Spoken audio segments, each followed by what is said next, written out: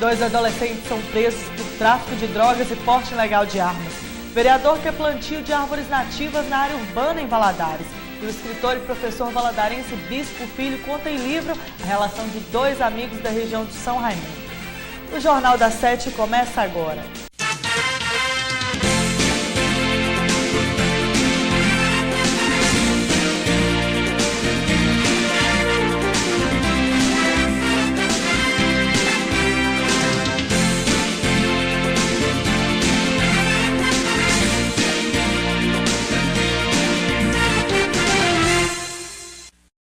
Boa noite. As vendas do comércio varejista brasileiro cresceram 0,9% em agosto, segundo dados divulgados hoje pelo Instituto Brasileiro de Geografia e Estatística, IBGE. Foi o 6º mês seguido de alta do indicador, que perdeu força em relação ao mês anterior, quando a alta foi de 2,1%. Um bom currículo é fundamental para quem busca uma oportunidade no mercado de trabalho. Mas muita gente tem dúvidas sobre como deixar o currículo mais atraente. Na hora de disputar um emprego, um bom currículo faz toda a diferença. Que eu sei, todos os cursos que eu tiver, experiência, principalmente experiência, né? Os cursos profissionalizantes que eu faço e a boa postura, comunicação. O currículo é a principal ferramenta de um candidato.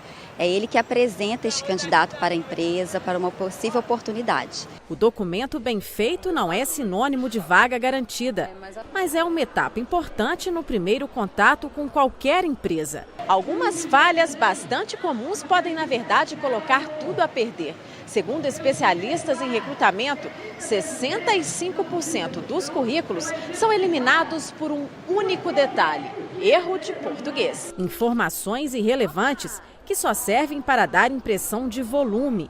E as que não têm a ver com a vaga pretendida também devem ser evitadas. E nunca se deve mentir ou supervalorizar habilidades e experiências profissionais. Então, como fazer um bom currículo? Muita gente tem dúvidas. Tipos de curso que eu posso colocar ou não, se coloco todos. Colocar aquilo que ele já fez. São as informações que ele tem, principalmente qualificação, a sua trajetória. Usar letras simples e organizar o currículo para facilitar a leitura do recrutador também são detalhes importantes. O ideal é que o documento comece com dados pessoais, nome, idade e informações para contato. Em seguida, o candidato deve mencionar a área que deseja trabalhar. Depois, os destaques são os cursos como os de nível superior, pós-graduação e línguas. E só então vem o histórico profissional. E para quem vai enviar ou preencher currículo pela internet, o principal cuidado é com os erros de digitação. Outro fator é porque às vezes o espaço é menor do que ele digitar em um Word, por exemplo, então ele abrevia. E essas abreviações às vezes não facilitam ao selecionador a buscar, de fato, quem são os candidatos que possuem os requisitos que ele procura. A seguir, o vereador quer plantio de árvores nativas na área urbana em Valadares. Saiba o que pensam os especialistas.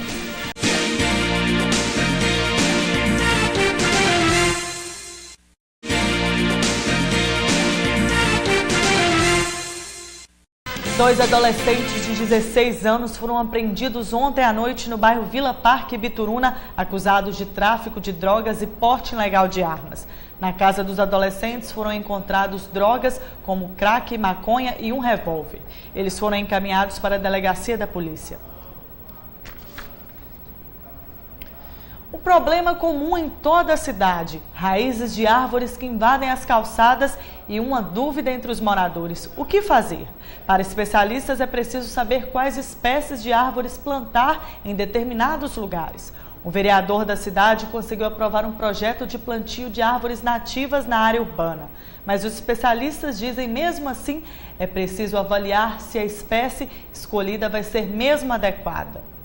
Elas são encontradas em toda parte. Somente nesse quarteirão, na rua Israel Pinheiro, é possível encontrar 17 árvores oitis, uma das mais tradicionais da região. Mas com tanta árvore, um problema incomoda os moradores: as raízes. A dessa, com mais de 30 anos, invadiu a calçada da casa de Dona Emília. Foi preciso cortar as raízes e refazer toda a calçada. Muita bagunça e sujeira, mas para a aposentada é melhor podar e cortar algumas raízes do que cortar toda a árvore. Com o tempo, a raiz sobe mesmo. Então a gente tem que fazer a manutenção, como é feito manutenção em qualquer outra coisa. Se precisar de fazer, quantas vezes precisar, eu faço. Eu prefiro fazer essa manutenção do que cortar as árvores. Em frente à casa de Dona Emília, várias árvores também invadiram a calçada. Em alguns casos, toda a passagem de pedestres foi invadida.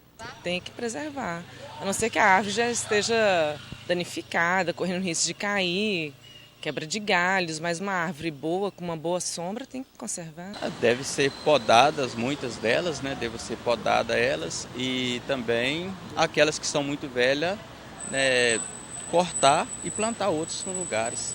A cidade, por ser uma cidade quente, ela tem que ter as árvores. Agora, elas têm que estar sempre monitoradas, a prefeitura tem que ter o compromisso de cuidar das árvores, até em questão da beleza da cidade. Podar de acordo com não de acordo com a CEMIG, mas podar as árvores de acordo com a estética da cidade. Porque tem muitos galhos caindo, só poda onde é que passa a fiação da CEMIG e não poda a árvore no seu contexto geral para visualizar uma proteção, uma sombra, não, eles olham a CEMIG em si. O vereador Zangado está com um projeto de plantio e cultivo de árvores de origem brasileiras na parte urbana da cidade. O projeto foi aprovado por 20 dos 21 vereadores da cidade.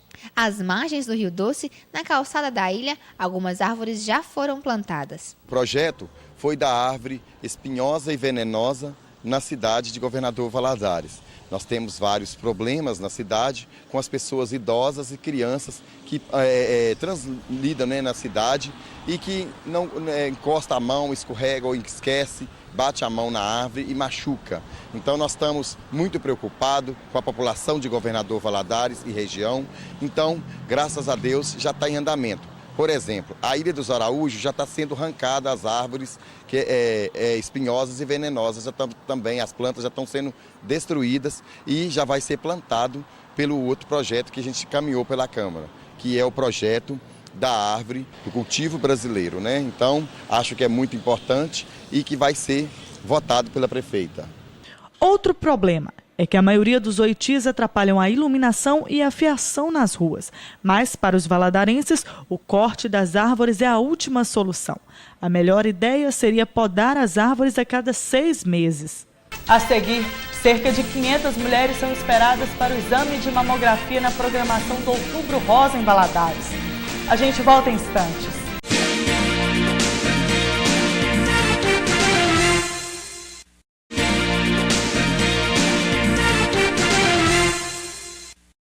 Outubro Rosa. Mulheres com idade de 40 a 69 anos podem fazer até sexta-feira uma série de exames para a identificação precoce do câncer de mama.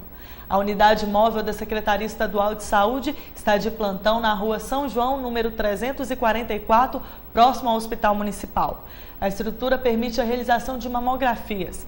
A meta para Valadares é de fazer pelo menos 500 atendimentos. O professor e escritor valadarense Bispo Filho lança no próximo sábado o mais novo trabalho, Os Meninos de São Raimundo. A obra de crônicas e poesias já teve lançamento na Europa. Nessa biblioteca de escola, 2 raridades que o tempo fez questão de amarelar. Os 2 primeiros livros escritos por Bispo, O Povoado e O Colosso Ciclone. Poemas e histórias do início da carreira do escritor.